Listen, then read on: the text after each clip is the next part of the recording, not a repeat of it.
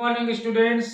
आज हम सभी लोग एक नए विषय पर चर्चा करने जा रहे हैं। आपका लखनऊ यूनिवर्सिटी का सेकेंड सेमेस्टर का सिलेबस। तो देखिए, लखनऊ यूनिवर्सिटी का सेकेंड सेमेस्टर का जो सिलेबस है, अब मैं आपको पढ़ाना स्टार्ट करना चाहता हूं क्योंकि समय कम है और विद्यालय में इस समय कानपुर यूनिवर्सिटी का पेपर चल रहा है, तो विद्यालय में कक्षाएं चलना अब तो संभव नहीं लग रहा कि वहां कक्षाएं चलेंगी, लेकिन आप लोगों का नुकसान हो रहा है। दूसरी बात तो यह है, जब कक्षाएं चलेंगी तो देखा जाएगा और रिवीजन हो जाएगा। फिर से मान लीजिए कक्षाएं चली तो उनमें फिर से पढ़ाया जाएगा, तो आपका और रिवीजन हो जाएगा। तो एक तो ये बात हो गई कि कल से विधिवत आपका जो है सिलेबस में पढ़ाना प्रारंभ कर रहा हूं। पहली बात तो ये क्लियर, आपका विद्यालय में इस समय कक्षाएं चले या ना चले उससे हमें कोई लेना देना नहीं है। आप कल से पढ़ना प्रारंभ कर रहे हैं, पहली बात तो ये होगी।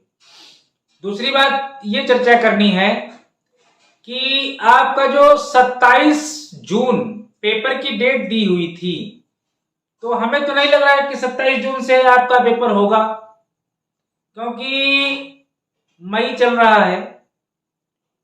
मान के चलिए 15 जून तक तो पेपर ही होंगे कानपुर यूनिवर्सिटी के। उसके बाद में ये बिना कक्षा चलाए हुए आपसे पेपर कैसे ले लेंगे, कैसे एग्जाम ले लेंगे। तो कहने का मतलब यह है कि हमारे हिसाब से जो मेरा अपना निजी दृष्टिकोण है वो ये जा रहा है कि आपका पेपर अगस्त के आसपास या जुलाई के लास्ट में शुरू होना चाहिए हमारे हिसाब से। और मान लीजिए कि अगर आपका पेपर 27 जून से शुरू हो गया, तब आप क्या करेंगे? बस सबसे जो मेन मुद्दा ये है, तो आप लोग तैयारी करते रहिए, क्योंकि उनको सेमेस्टर कंप्लीट करने हैं। तो वो तो कह देंगे भाई साहब 27 जून से आप आइए पेपर देने। फिर आप कहोगे कक्षाएं नहीं चली, ये नहीं चला, वो नहीं चला, पढ़ाया नहीं गया, तो रोना धोना वहां सुनेगा कौन? वहां कोई सुनने वाला तो है नहीं। आपको अपना वर्ष खराब करना है तो खराब करिए, नहीं खराब करना तो मत खराब करिए। तो कुल मिलाकर हम ऐसा काम क्यों करें?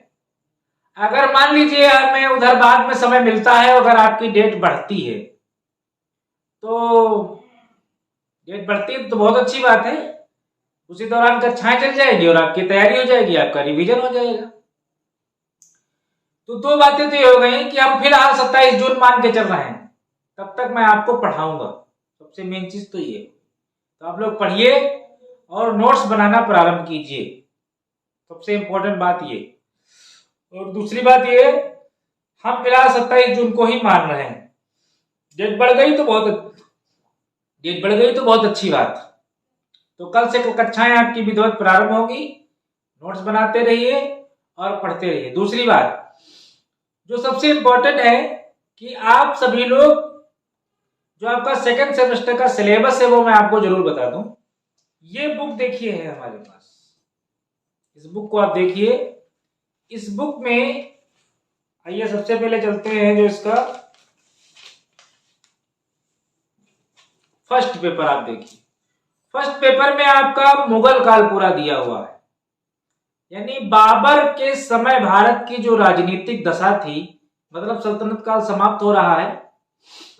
इसके बाद बाबर मुगल साम्राज्य का जो पतन हुआ 1739, यानी 1526 से लेकर के नादिर शाह का जब आक्रमण होगा मोहम्मद शाह रंगीला के समय में 1739 में, और नादिर शाह मयूर सिंहासन को लूट कर ले जाएगा वहां तक।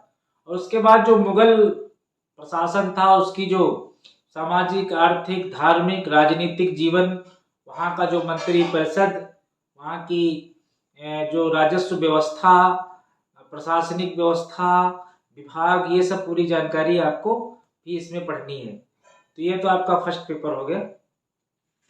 इसके बाद में आप सेकेंड पेपर देख लीजिए। सेकेंड पेपर में दिया हुआ है, जहां पर मैं पढ़ के बता रहा हूं आपको।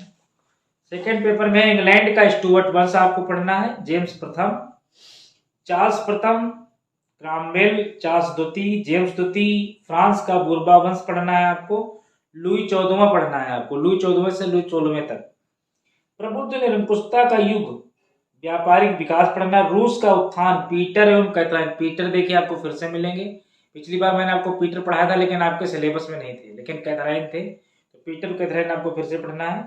प्रसा का उत्थान पढ़ना है। ऑस्ट्रिया में जो हैब्सबर्ग राजवंश है वो पढ़ना है आपको।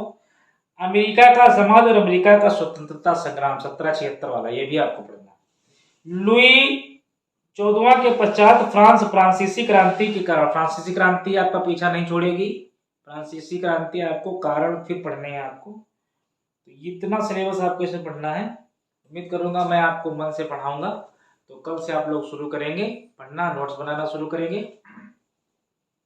एक और बात करनी है कि इस बार कुछ पेपर में आया था, सेकेंड ईयर जो है आपका वन लाइनर होगा। जैसे कि आपने फर्स्ट ईयर में पढ़ा कि आपके 10 क्वेश्चन में 5 क्वेश्चन आपको करने थे, उसमें 5 क्वेश्चन 15-15 नंबर के थे। तो इस बार जो है आपका 1 नंबर में आने जा रहा है, यानी वन लाइनर आएगा। ये जैसा कि पेपर में छपा हुआ था तो उस हिसाब से। तो मैं तो यही कहूंगा कि जो आपका फर्स्ट पेपर है, फिलहाल मैं वन लाइनर पढ़ाने जा रहा हूं, तो आप जो नोट्स बनाएंगे वो वन लाइनर में बनाना शुरू कीजिए। कल से हम लोग मिलेंगे सेम टाइम। कल आपको इसी समय वीडियो आपको अपलोड मिलेगी, आप लोग पढ़िए। जब भी समय मिले आपको, आप नोट्स बनाइए, रिवीजन कीजिए, अच्छा सा नया रजिस्टर लीजिए मोटा सा, और उस पर आप काले नीले पेन का प्रयोग करते हुए अच्छे अच्छे क्वेश्चंस उतारिए, प्रतिदिन उसका रिवीजन कीजिए, ठीक है। और जितनी आप मेहनत करेंगे, उम्मीद करिए मैं उतनी मेहनत आपको करवाऊंगा, इसका मुझे वादा है। चलिए मिलते हैं कल एक नए टॉपिक के साथ। Thank you very much.